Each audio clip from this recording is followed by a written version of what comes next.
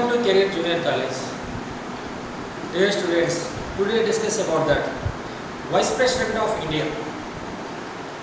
భారత ఉపరాష్ట్రపతికి సంబంధించిన అన్ని అంశాల గురించి మనం స్పష్టంగా వివరించుకుంటున్నాం ఈరోజు. Okay, first vice president of India.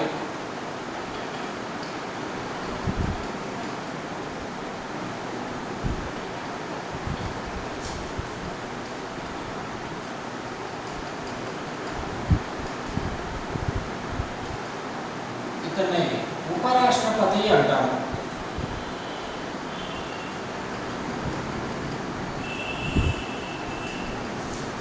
Vice President of India, Uparashtrapati. Okay, in our Indian Constitution, Part 5th,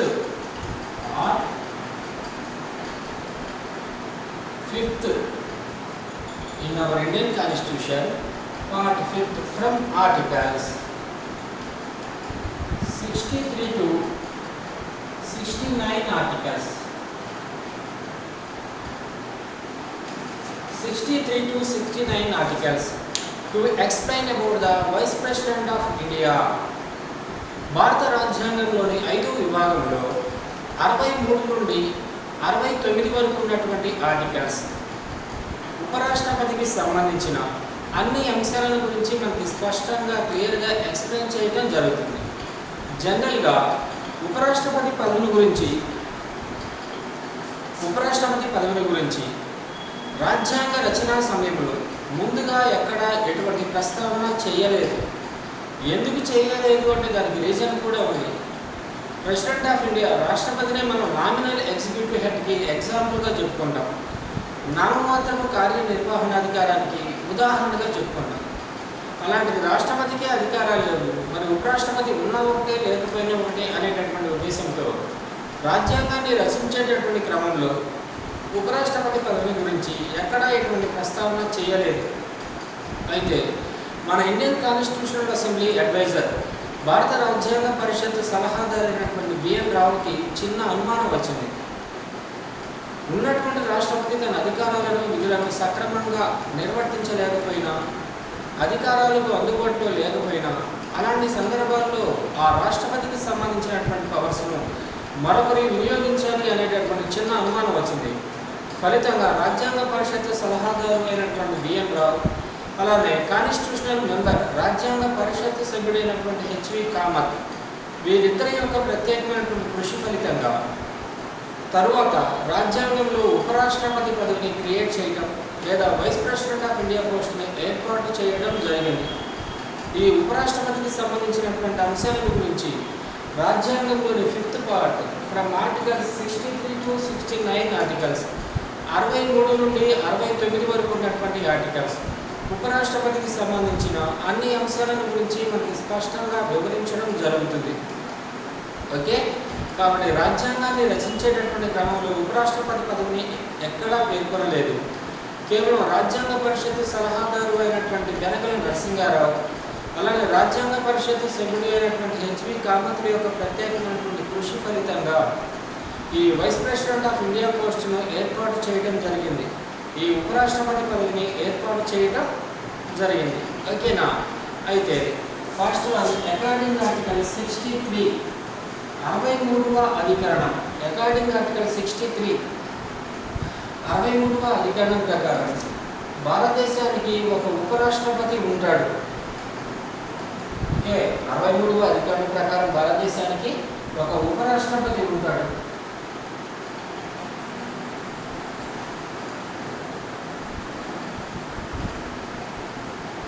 There shall be a Vice President of India.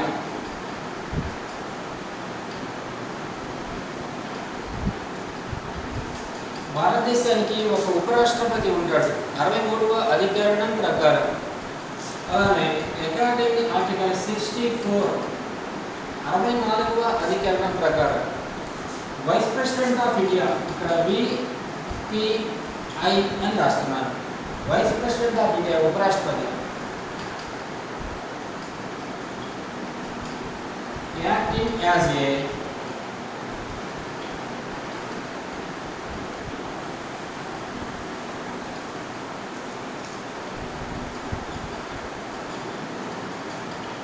Temporary president of India. ఉపరాష్ట్రపతి తాత్కాలిక రాష్ట్రపతిగా వ్యవహరిస్తూ ఉంటాడు. ఎలాంటి సందర్భాలలో ఉపరాష్ట్రపతి తాత్కాలిక రాష్ట్రపతిగా పనిచేస్తూ ఉంటాడు అంటే దీనికంటూ కొన్ని ప్రత్యేకమైనటువంటి కారణాలు ఉన్నాయి. ఎప్పుడైతే రాష్ట్రపతి పదవికి ఖాళీ ఏర్పడుతుందో అప్పుడు మాత్రమే ఉపరాష్ట్రపతి తాత్కాలిక రాష్ట్రపతిగా పదవీ బాధ్యతలు చేపట్టడానికి అవకాశాలు ఉంటాయి. ఓకేనా? ఇక్కడ చూడాలా,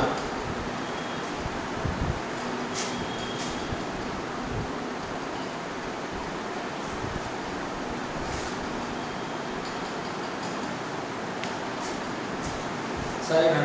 According to Article 64, to explain about the Vice President of India acting as a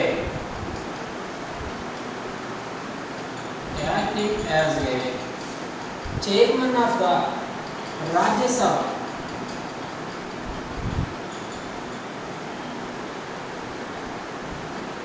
chairman of the Rajya Sabha 64వ అధికరణ ప్రకారం ఉపరాష్ట్రపతి రాజ్యసభకు చైర్మన్గా ఉపరాష్ట్రపతి రాజ్యసభకు అధ్యక్షత వహించడం జరుగుతుంది. ఓకేనా? ఎందుకు ఉపరాష్ట్రపతి రాజ్యసభకు అధ్యక్షత వహించడం జరుగుతుంది అంటే దీనికంటూ రీజన్ ఉంది.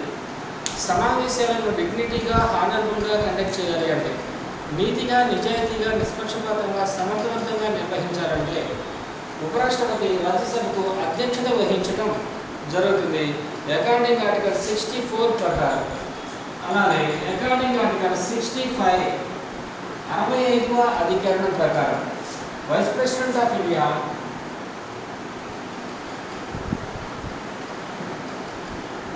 Acting as a temporary president of India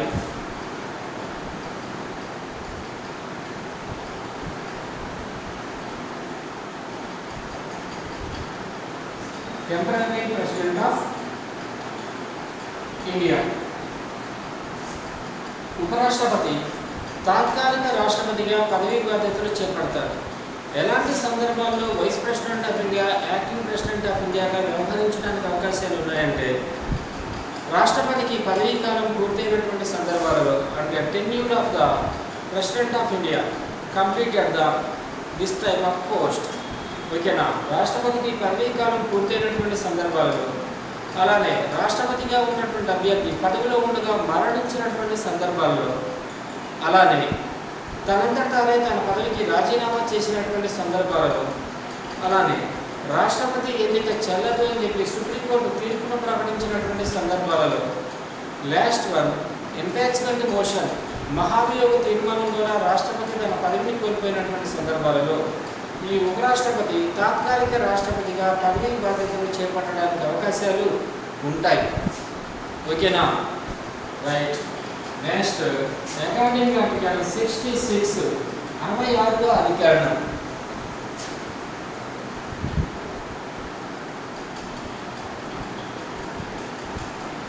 election and qualifications of the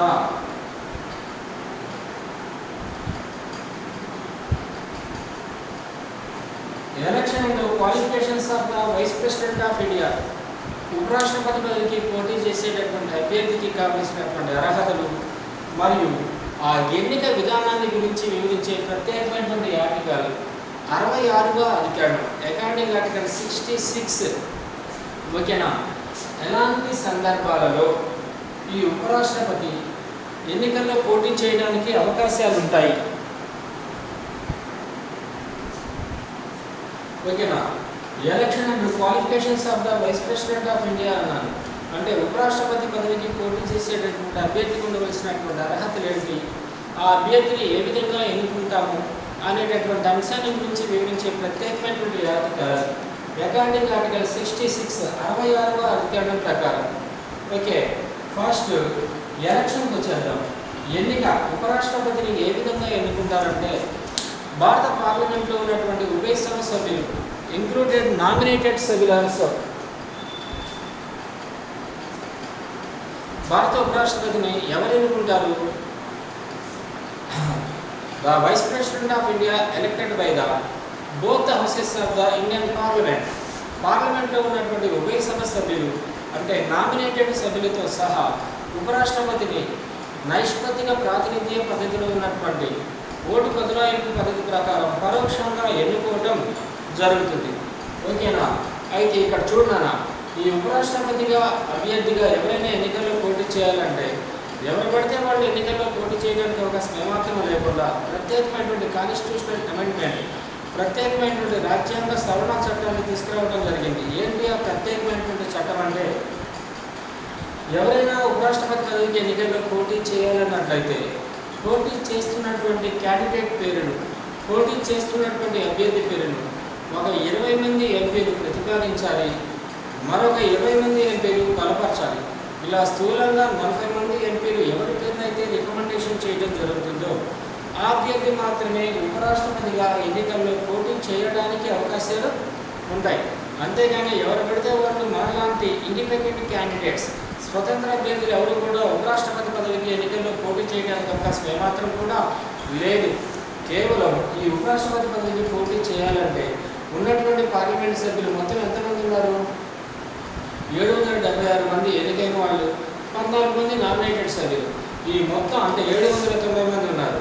ఉన్నటువంటి 790 మంది అభ్యర్థులు 20 మంది అభ్యర్థులు ఉపరాష్ట్రపతి అభ్యర్థిగా పోటీ చేస్తున్నటువంటి క్యాండిడేట్ పేరును ప్రతిపాదించాలి, మరో 20 మంది అదే పేరును బలపరచాలి.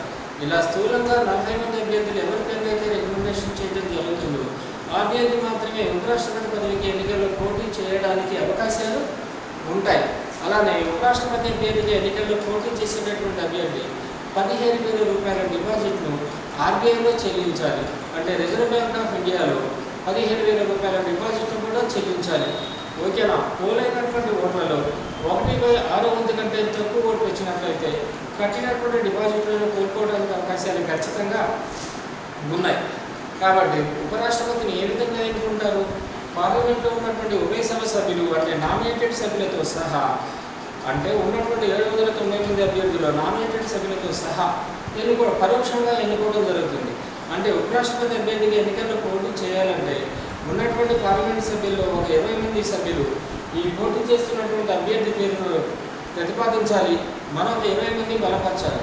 ఇలా స్థూలంగా 40 మంది అభ్యర్థులు ఎవరి పేరునైతే రికమెండేషన్ చేయడం జరుగుతుందో ఆ అభ్యర్థి మాత్రమే ఉపరాష్ట్రపతి అభ్యర్థిగా ఎన్నికల్లో పోటీ చేయడానికి అవకాశాలు ఉంటాయి. ఓకేనా అమ్మా? Okay, right. అలానే క్వాలిఫికేషన్స్, అర్హతలు, ఎలాంటి అభ్యర్థులు అని. ఫస్ట్ వన్, భారతదేశ పౌరుడై ఉండాలి, should be citizen of India. అలానే 35 సంవత్సరాల వయసు నుండి ఉండాలి, should be completed the age of 35. అలానే he should not holding public office and profit, అంటే ఆదాయం వచ్చే ప్రభుత్వ ఉద్యోగం చేస్తూ ఉండరాదు. ఓకేనా? అలానే he should not member in parliament and state legislative assemblies, భారత పార్లమెంట్లో కానీ రాష్ట్ర శాసనసభలో కానీ సభ్యుడై ఉండకూడదు. ఓకేనా? ఇలాంటి అర్హతలు ఉన్నటువంటి అభ్యర్థి ఎవరైతే ఉంటారో ఆ అభ్యర్థి మాత్రమే ఉపరాష్ట్రపతి పదవికి ఎన్నికల్లో పోటీ చేయడానికి అవకాశాలు ఉంటాయి. Okay, next according article 67 tenure of the president of vice president of India, tenure of the vice president of India.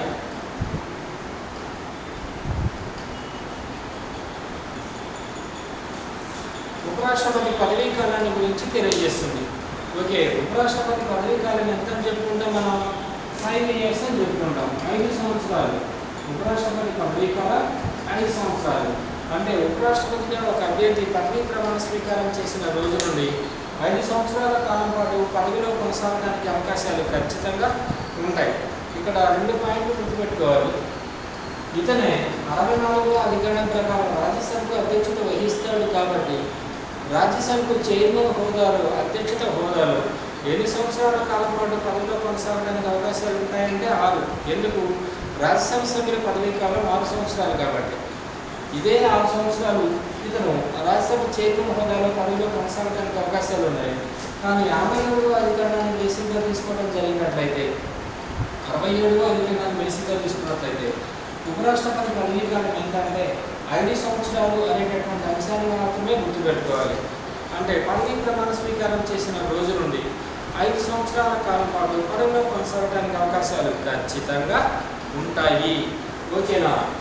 ఇది టెన్యూర్ అంటే according article 67 to explain about the tenure of the vice president of India. ఉపరాష్ట్రపతి పదవీకాలాల గురించి వివరించడం జరుగుతుంది. ఓకేనా? ఇక్కడ 68వ అధికరణం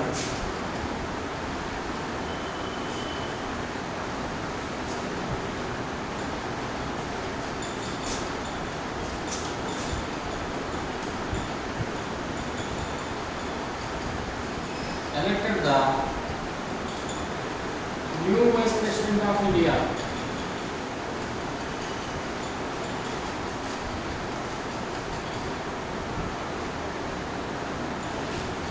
అంటే నూతన ఉపరాష్ట్రపతి ఎన్నికల గురించి వివరించే ప్రత్యేకమైనటువంటి ఆర్టికల్ అకార్డింగ్ ఆర్టికల్ 68 68వ అధికరణం. నెక్స్ట్ వన్ అకార్డింగ్ ఆర్టికల్ 69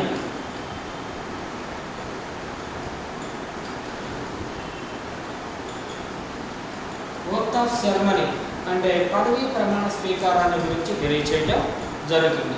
ఇవన్నీ కూడా ఉపరాష్ట్రపతికి సంబంధించినటువంటి ప్రత్యేకమైనటువంటి అంశాలుగా చెప్పుకోవచ్చు.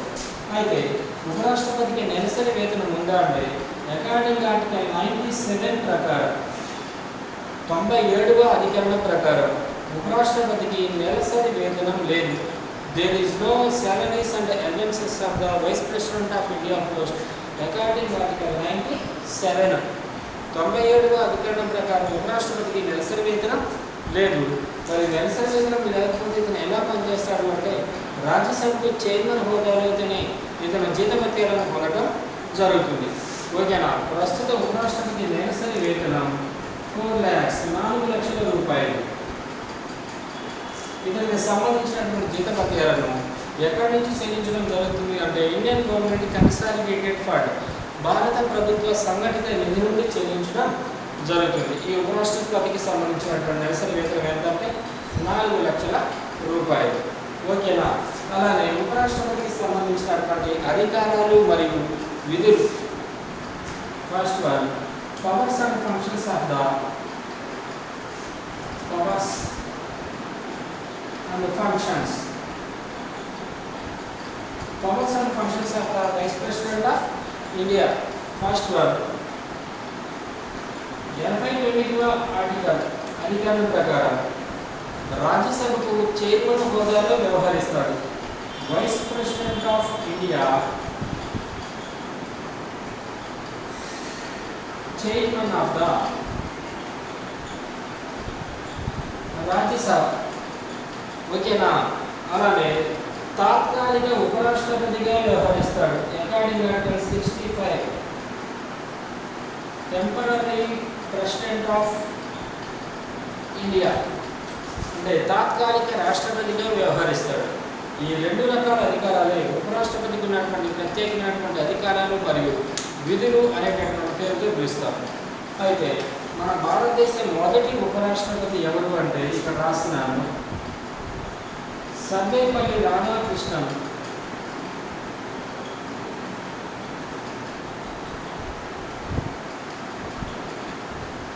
మన భారతదేశం మొదటి ఉపరాష్ట్రపతి సర్వేపల్లి రాధాకృష్ణన్. ప్రస్తుత ఉపరాష్ట్రపతి ఎవరు అంటే ఇక్కడ రాస్తున్నాను ఎం వెంకయ్య నాయుడు.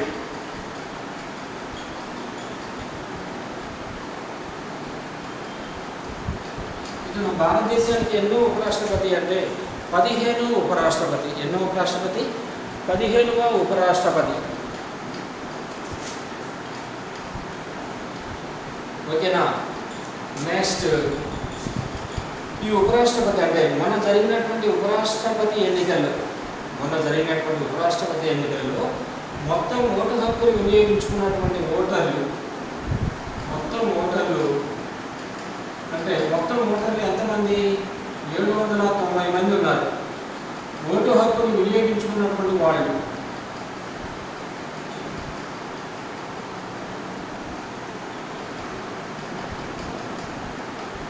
771 మంది. ఓకేనా? ఓటు హక్కును వినియోగించుకున్నటువంటి వాళ్ళు ఎంత? 771 మంది. చెల్లనటువంటి ఓట్లు చెల్లని ఓట్లు 11. ఈ ఉపరాష్ట్రపతి వెంకయ్య నాయుడుపై పోటీ చేసినటువంటి అభ్యర్థి, ఉపరాష్ట్రపతి ఏ రాజకీయ పార్టీకి సంబంధించిన అభ్యర్థి Venkaiah Naidu? NDA, national democratic alliance, జాతీయ ప్రజాస్వామిక కూటమి. అలానే వెంకయ్య నాయుడుపై పోటీ చేసి ఓడిపోయినటువంటి అభ్యర్థి గోపాలకృష్ణ గాంధీ.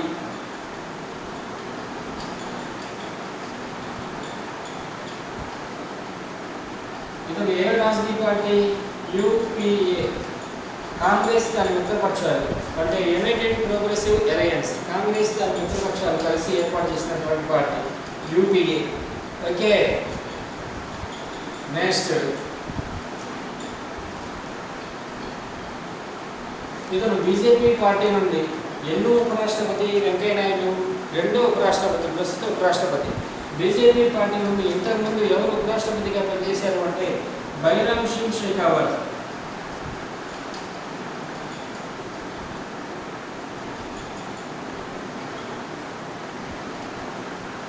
బైరామ్ సింగ్ షెకావత్. ఓకేనా? ఇవన్నీ కూడా ఉపరాష్ట్రపతికి సంబంధించిన ప్రత్యేకమైనటువంటి అంశాలు అనేటటువంటి అంశాన్ని గుర్తుపెట్టుకోవాలి. In our Indian constitution part 5 from articles 63 to 69 articles to explain about the vice president of India.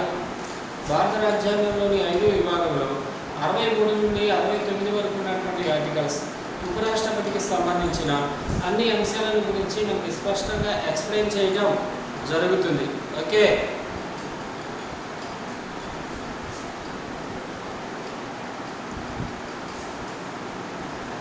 అలానే ప్రస్తుత ఉపరాష్ట్రపతి ఎవరు అంటే వెంకయ్య నాయుడు.